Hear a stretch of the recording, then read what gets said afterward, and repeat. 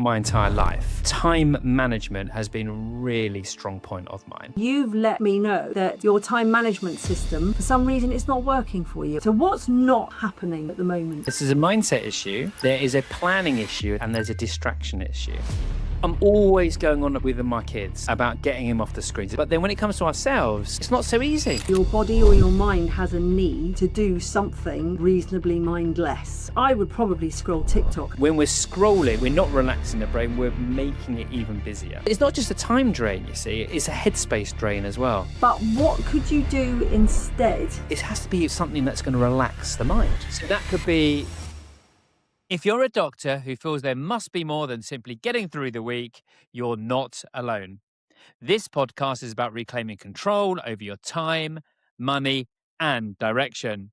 And if any of that resonates, I'd invite you to subscribe and join us. Enjoy the episode.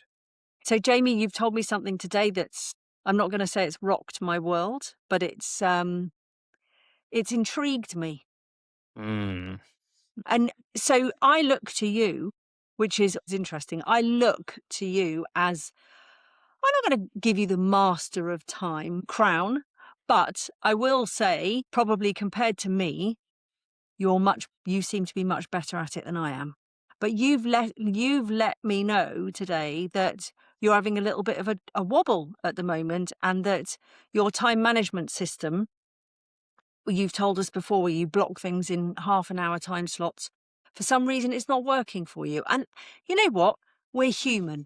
And I think we were talking about what to talk about today. And one of the things was that we are humans. We're not doctors first or money coaches first. We're human beings first, and not human doings either. So would you be happy to tell me a little bit about your wobble? And I will not revel with glee, I promise. There's going to be no bloke rule. Before I do, I just want to say, listen, we've all got strengths and we've all got weaknesses as well. Yes. One of the things that I am not ashamed to admit is that over my entire life, Yes. time management has been a really strong point of mine. Going through medical school, some people said I was really extreme with how I approached A-levels and going through medical school and exams and everything else. I was really strict with my time. And when I had the intention and set out to do something, unless it's an emergency, nothing got in the way. Okay. So that's kind of setting the scene, because I recognize that if you're super time efficient, and time being your greatest asset, I genuinely think you can achieve shitloads of things in the time that you have available. And so many people say to me, how can you be on a 10 PA contract, run ultra marathons, do medics in control, be a family man, go out socializing? How can you fit it all in? Well, you can. It's not that I've got more time in the day. You can fit it in.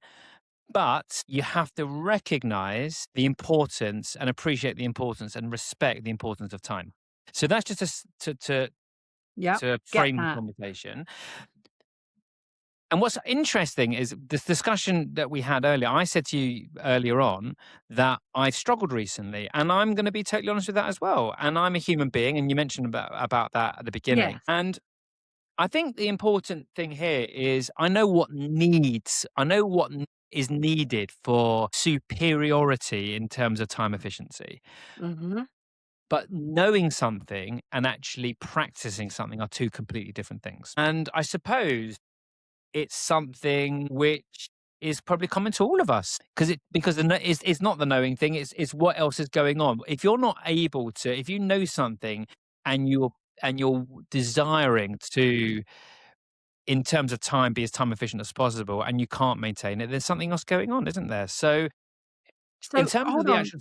Before you go on with that, let's just, I just want to make sure that I'm completely understanding what you're saying, right? So to acknowledge you for it, and also just to clarify it, not just for our conversation, but also for the listener. So you say that you've pretty much always been quite good at time management. It's been like your thing. And so that's great. That's good.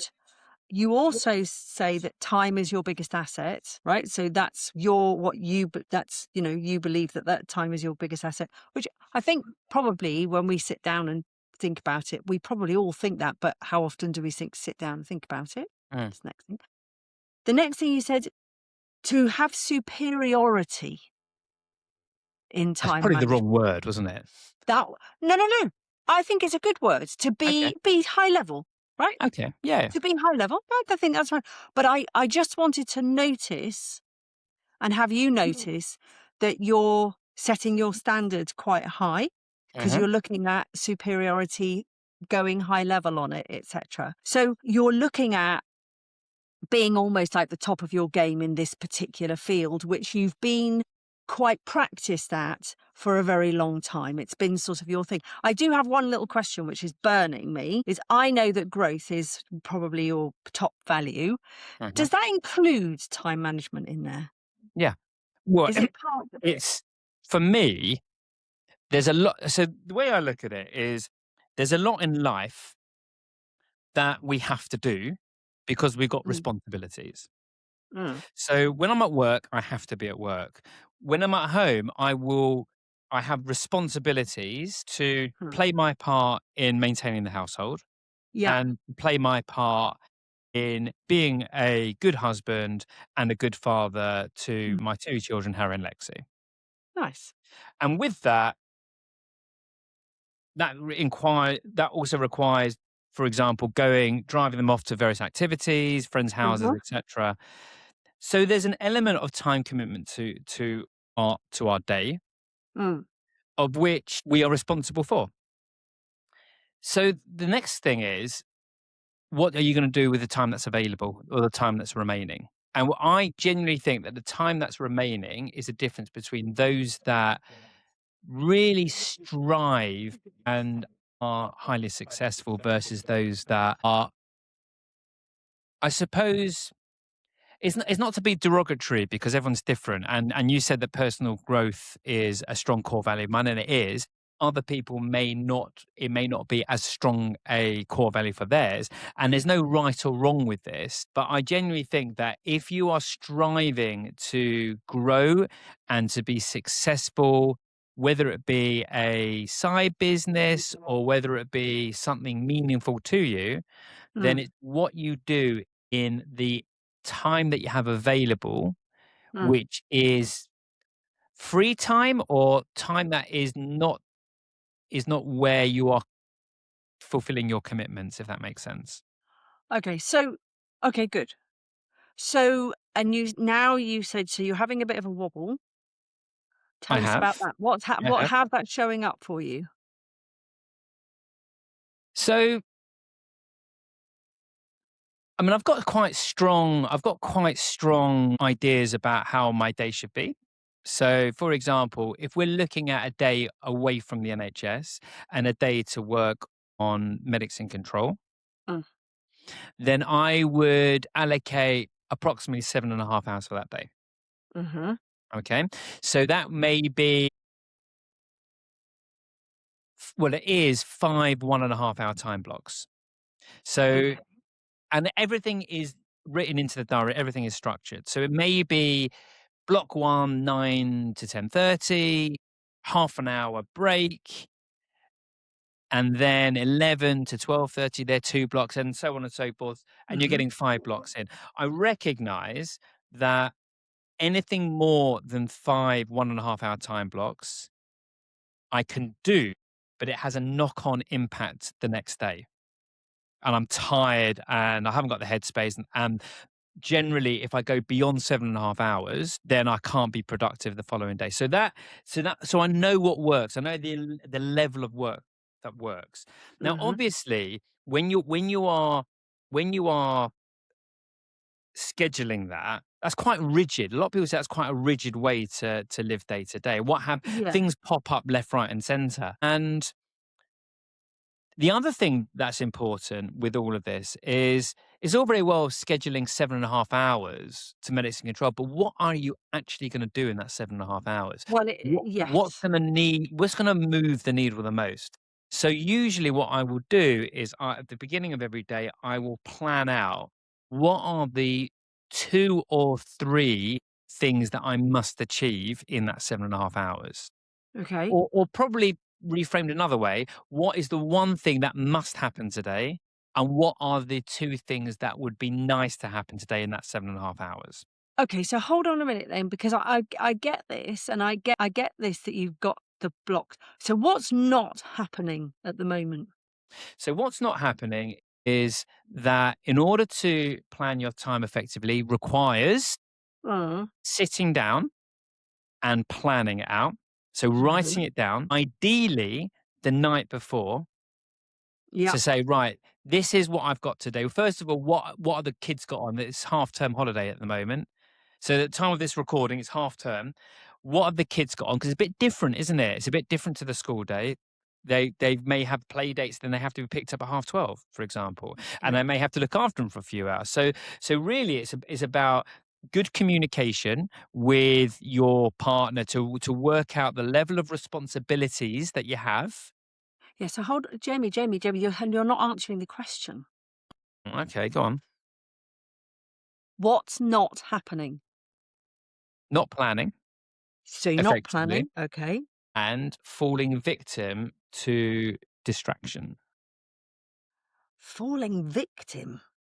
And also getting into a negative mindset where if things are not how they should be, I'm beating myself up over it. So it's a Oh, mindset issue. so a bit of self-flagellation as well. Yeah, maybe this is a mindset issue.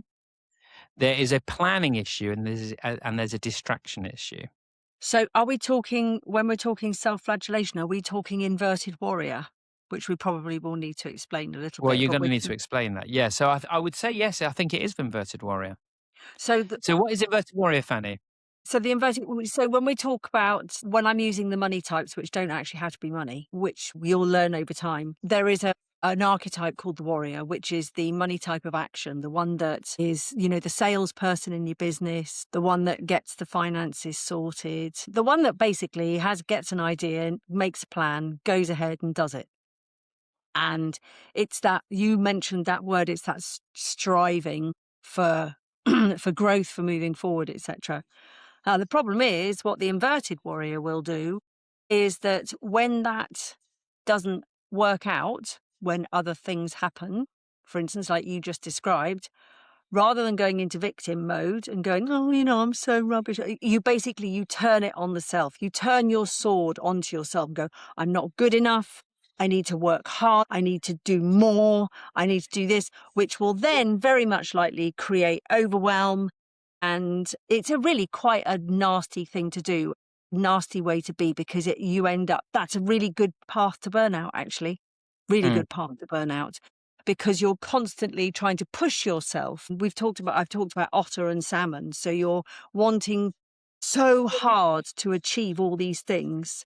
And if you don't, then it's all turned back on you. You're not blaming other people, you're blaming yourself, which really doesn't help. That's the self-flagellation bit. So that sounds a little bit like where you're at right now. well, it was yesterday. Okay, so are we talking about a one-day thing, or are we talking Yeah, about, a one day thing, but I'm gonna cut right to the chase. come on, Jamie, cut to the It's chase. it's this thing. Is I it? really, really struggle with this thing, and it's really interesting because Jamie's holding up his phone for those who I'm aren't. holding my phone. I'm always going on with my kids about getting him off the screens. It's one of the biggest bugbears for parents. Anyone who's a parent who's listening to this, I'm sure if I could ask you, what's the one most challenging area relating to parenting in 2026, it's going to be screen time and getting kids Uh-huh. off screens, etc. Mhm. So it's very easy for us to say, "Oh, they need to get off screens, etc." But then when it comes to ourselves, it's not so easy. Well, this And is, we hold the mirror up, don't we? listen, we all know that these apps, social media, and smartphones in general, they're all designed to grab our attention and keep us hooked and engaged because Right. that's how the social media companies they are able to monetize because the longer that your eyes are on a page Yeah. or a device, the more chance they have of putting an advert in front of you, and that's how they monetize. And so all of these apps and things on the screens, they're all very, very carefully designed to keep us Yeah, psychologically yeah. hooked. Okay. Now, it's interesting because I'm really sensitive to that. And I'm probably a lot more sensitive than other people because for me, if I'm on the screen for too long and 7.5 hours a day doing stuff relating to medicine control, a lot of it is screen time.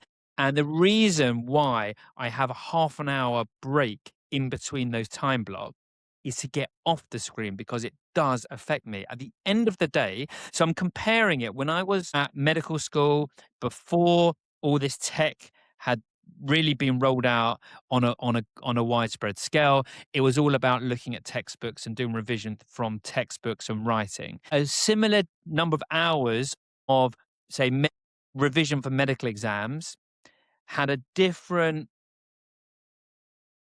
feeling from having done the same amount of time with medics in control, which is probably not as cognitively as demanding as medical revision, medical exam Mhm, revision, but it mhm. leaves me more drained.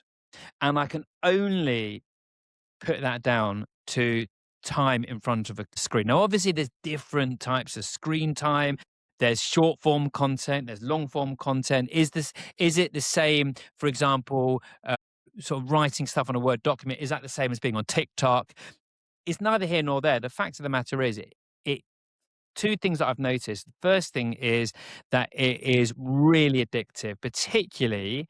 I mean, I'm on LinkedIn quite a lot. People will know that because I'm posting all the time, but I'm making sure that I've got my boundaries with that. But sometimes it's just easy just to sit down on the sofa and think, oh, what's going on? Let's see what X is up to at the moment. Let's see what people are up to. And all of a sudden, I did it on Saturday. On Saturday, I spent an hour just flicking on X and just reading people's opinion about my football team, Tottenham. And an hour later, I'd done nothing. And then the opportunity cost, there's an hour's gone. And so the thing is that, and then the other thing to say is that when we are, let's suppose I have a half an hour break in between those time blocks. If I'm picking up my phone and being on X or doing something tech related, it's not giving my brain the opportunity to reset and refocus. And then what happens is you kind of don't get what you intended to get done in the day. Those time blocks become blurred. So they're not set time blocks, and then you become more reactive. So we talked in the Doctor's Breakthrough Program, for example, about being intentional. So the key for doctors and for people in general is to be intentional with everything. Be intentional with your time, be intentional with your money, and be intention about following your interests and passions and not being reactive to your environment. And so I've gone from someone who knows about this, but even knowing about it, I become very reactive. And when I become reactive, I then go into inverted warrior and don't achieve what I want to achieve and start beating myself up over it and then feel rubbish as a result. What I am hearing, or what I'd like to ask you from what I'm hearing is, so time block, time block, time block, time block, time block. Half an hour break, half an hour break, half an hour break. Mind wanders off, goes to screen, ends up scrolling, lost opportunities. I'm thinking two things. One, do you schedule in scrolling? Are you scheduling in enough fun? And on the half an hour breaks, would it help you? It wouldn't help me, but would it help you to schedule in a non-screen activity for between in the breaks? And so, for instance, I will always have, pretty much always, I've got a jigsaw puzzle going. You know, I like jigsaw puzzles, and I'll have that on. It's on the kitchen table, and it's there. And for some reason, I seem to have my space there, which is great. And I'll just go and completely get lost in this jigsaw puzzle for 10 minutes, 15 minutes, or whatever it is. So, but the other part of it is, it sounds like you're being really hard on yourself as Yeah, well. I probably am. You know what? This is the way I am, though, to be honest with you. Going back to your questions, right? Okay. You mentioned about fun and you mentioned about, am I scheduling scrolling time? Okay. So, first things first, unless there's a purpose to it, scrolling for me is a no no. So if I'm on LinkedIn and I'm posting content relating to what we all of the topics that we talk about or I talk about all the time, that is not That's purposeful time on social media. That's Yeah. fine. There's no issues with that. No, although Just although although just a second, it sounds like somewhere along the lines that you have a need, or your body or your mind has a need to do something reasonably mindless. And I'm not saying it should be scrolling, but what could you do instead yeah, no, that exactly. No. actually that fulfills the need? Because obviously the thing is, if you're doing it, it's not, you can go, "Oh, I'm doing it, I'm useless, I shouldn't have done, I've just wasted all that time." There's obviously something within Jamie Gross that's Well, going, "I just need to go and do this for a minute." well, I mean, Don't think about it. I mean, if you're running a busy life, which I do, and I choose to do it most of the time, the break time has to be very. It has to be something that's going to relax the mind. So yeah. so that could be. So I do running. Okay, so now that's interesting. Again, when I'm not running on a regular basis, it hasn't happened recently, but I have been injured in the past, really struggle. So I know that getting out there and moving the body by running, which I do 5 times a week, is really it's not just a Yeah, but you're not gonna do that in a half an hour break I'm not though, are gonna do it you? in half an hour, but you can go for a 20-minute walk, for example. So I'm not doing that enough, but And actually let me going ask out you a there and walk question. I have to ask you a question. So if you're going on your 20-minute walk, yeah. are you gonna be going with your voice recorder so you can write your thoughts down? No. Or so you can record your thoughts? No, Because I you say don't. your bad thoughts come to you while you're Well, running. they do. They actually when they come when they're running. But yeah, it's interesting that. I mean, maybe, maybe not. I don't know. I Because think I'm just getting the feeling here that what you're trying to do is you're trying to, and I know there are many people that do this, but it's like, it just seems so busy even when you're not busy. yeah. And it's It like you need something. That's exactly it. And so for me, you're absolutely spot on there. It's about busy. So lead a busy life. I think that's okay to be busy. Okay. But at the same time, I think it's really important that we're able to detach on regular intervals And on the that's why things you that we're scroll. doing. And that's the problem, isn't it? Because when we are busy, when our mind's busy, when we're scrolling, what we're doing, we're not relaxing the brain, we're making it even busier. Yeah, but at least you are being led. That's the point. You're not leading it really, Uh, unless you're, okay, so that's interesting. There's a difference then between being led. In other words, I call that being reactive, being led. So you're reactive to your environment, you're being led by something else, yeah. okay, versus being intentionally doing something which is either going to be sitting, maybe meditating, doing nothing, just sitting out, looking out the window, observing the environment that you're in, or going for a walk, or just being, which is different. Okay, you're not being reactive, you're being intentional about it, but you're being intentionally doing something Peaceful. which is going to be peaceful to the mind. I think it's the mindset. It's all mindset, See, isn't it? and also, I mean, it's gonna depend on your algorithm as well. So, I mean, you're saying you're sitting there scrolling X. I would probably scroll TikTok, and my algorithm just shows me the most amazing dancers, Well, it will and do I because love it's all watching people dance. well, but this is it. So it knows what you like, and it's just gonna Yeah. throw loads of content at you. But the idea there is it just unfortunately it's not just a time drain. You see, it's a headspace drain as well. Because I look at it, we've only got, and the reason why I only do, I say only, it's quite a lot, isn't it? 5 1.5 hour time blocks for something like medics in control. The reason why I don't do more than that is because I recognize that yes, we've got a limitation of time, but in addition to that, we've got a limitation of headspace as well. And I know when I'm at when my bucket is full at the end of the day. I know it because my son comes home. He's got ADHD, and he will just talk to me about something that's interesting or important to him. And he has a tendency to just talk, talk, talk, talk, talk, talk, talk. And I can tell, I know because I get really irritated with it. And I sometimes tell him to shut up. Like, it's not his fault, but it's because my headspace is full and I don't want that. I Right. actually want to get So, to a okay. point. So let's get back to the problem then. So the problem that you're telling me is that you've got these blocks of time that's you've been a little bit off kilter yesterday, and in the half an hour break, sometimes you're scrolling on the phone or you might be scrolling at other time. And what you basically don't want to do is you don't want to scroll. But your brain is obviously asking you to do something. It wants you to do something. You can also blame the algorithm a little bit as well, because obviously it's designed to hook you in. But what you like, so would you feel better if you had some kind of activity that you would go to rather than scrolling ever, unless it was intentionally useful? No, I don't think that's necessarily needed. I think what I personally need to do is to recognize when my brain is, because when we're having a break, the mind is telling me, "Yeah, it's okay, just pick up." We've got all these voices in our head. Some of them are saying, "This is what you really should do, and that's the Mm. good thing to do." And the other voice in your head is saying, "It's okay, just one little look at your phone, it'll be okay." Then half an hour later, you're Yeah. still looking at that phone.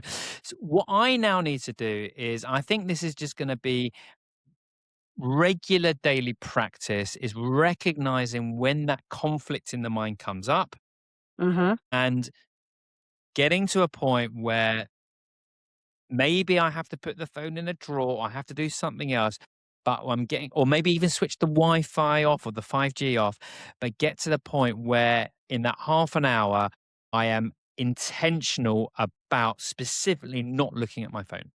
It doesn't matter Okay. what else. It doesn't have to be filled with an activity, but it can't be anything relating to tech, because So one of the things my mind is already tech overloaded anyway, and I so know that tech when I'm is out. Right. Okay. So and the then when tech is out. I know when my mind is full and everything else like that, it's really interesting because what I noticed, because I do a lot of journaling, and what I noticed yesterday is that when I'm inverted warrior, as we spoke about earlier, Mm, everything is negative.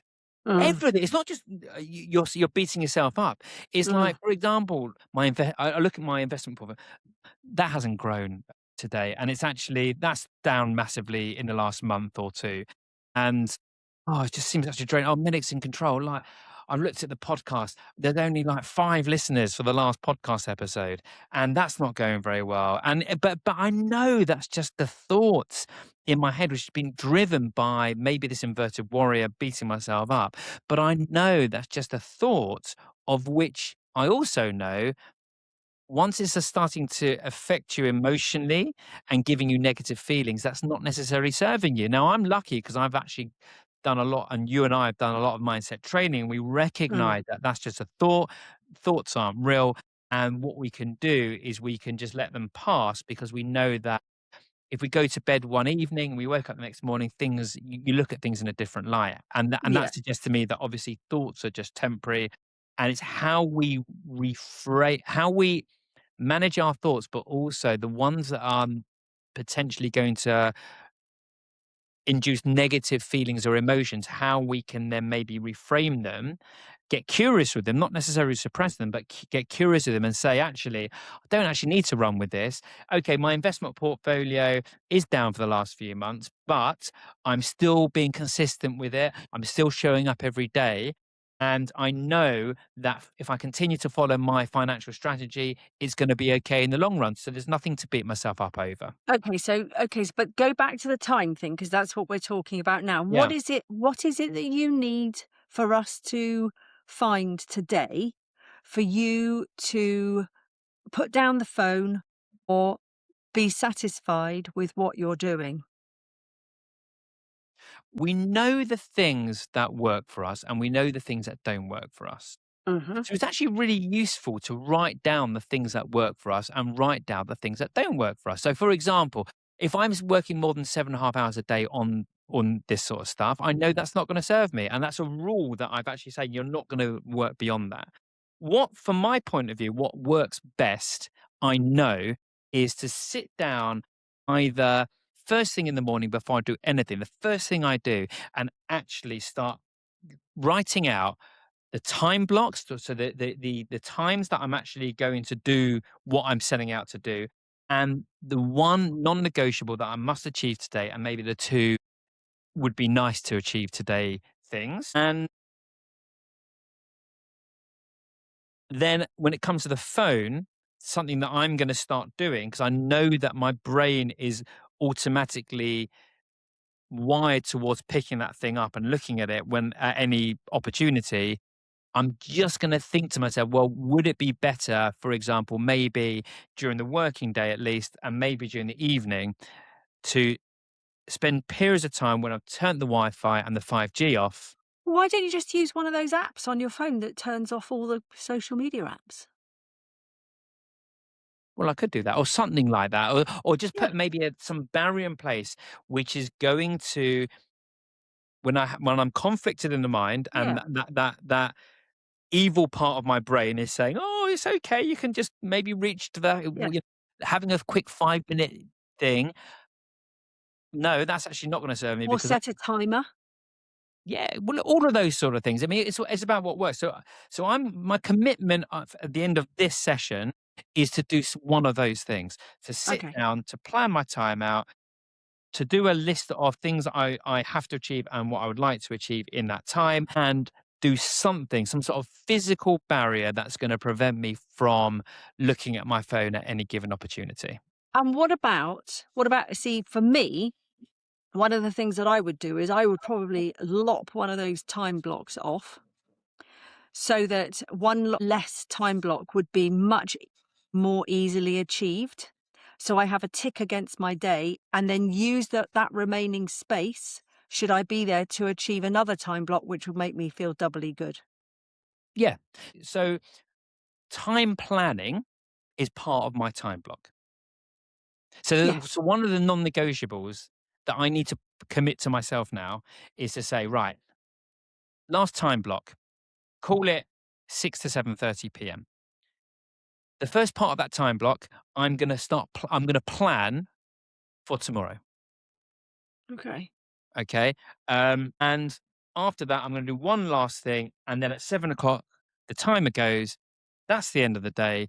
And what I now need to do is I now need to be present with my Hmm. family, doing family stuff. One of the things that I am really going to look into is cooking, because I do a lot of running. I'm quite healthy with everything. One of the things that could definitely be improved in my diet. And actually, I thought it was a great activity to include Emma, my wife, and my kids as well, who are on a half term.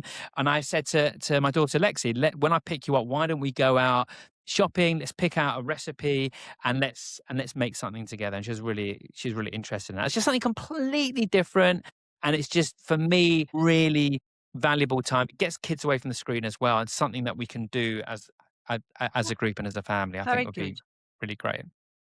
But okay, so your takeaways are you're going to do one of those things each you've yet to decide, but basically planning is going to be in there and you're going to find some kind of gate to which pattern interrupts that, oh, I'll just pick my phone up for 5 minutes and end up spending longer than you want to doing Yeah. something that you don't want to do on.